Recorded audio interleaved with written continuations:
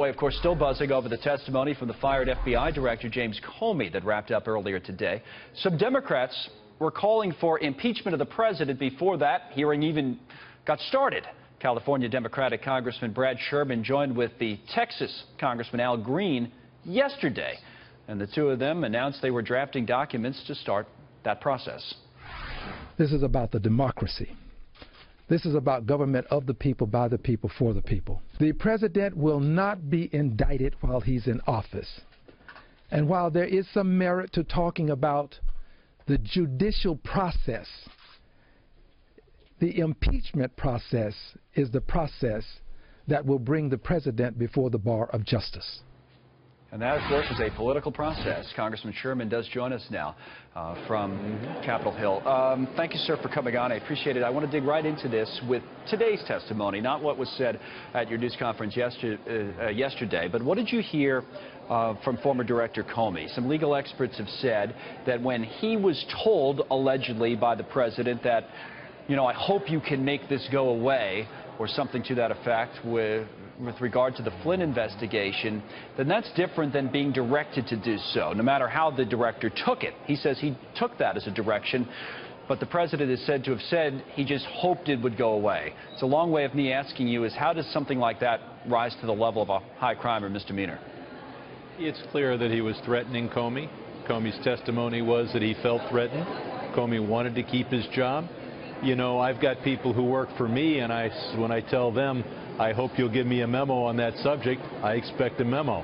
I don't expect a note saying, well, I know that's what you hoped, but you're just my boss. Don't you have to get into his head, though, sort of, the president, in terms of intent? I mean, that seems rather difficult to do. I mean, I follow what you're saying, and it's the same thing the director himself said today, but to actually get inside the president's head, I mean, that's another matter, no?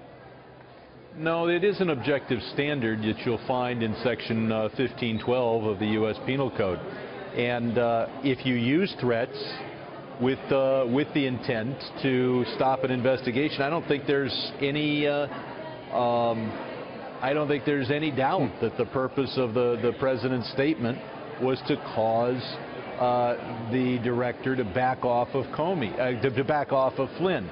Right. Now, whether he's also trying to back off the collusion investigation, we'll have to see. Well, yeah, Comey said he didn't think that was happening in the broader sense. Now, the idea, as I said coming into you, is that impeachment is, when you stop and think about it, it's a political process. It would be taken up in the House of Representatives by people like you who are members of the House.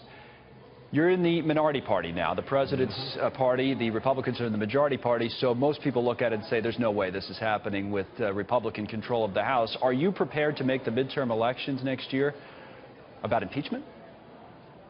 I don't think it should be a partisan issue, and I don't think that we will go to the people and say this is about impeachment. We're going to talk about health care. We're going to talk about jobs, the economy, and the environment. But I suspect that while there may not be enough evidence for Republicans to vote for impeachment so far, Mueller is going to be producing new evidence, and that may be enough to make this a bipartisan issue. Well, speaking of bipartisan, no, go ahead. I'm sorry. Finish your thought.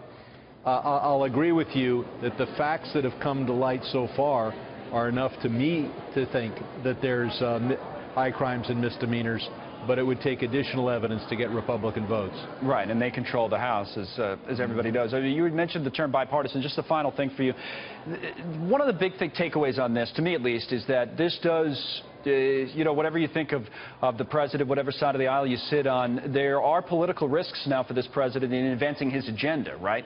And in particular, working with your party, the Democrats, you do sit on the Financial Services Committee. As an example, we mentioned at the start of the show that one of the things you guys are considering is this Financial Choice Act and would repeal Dodd-Frank.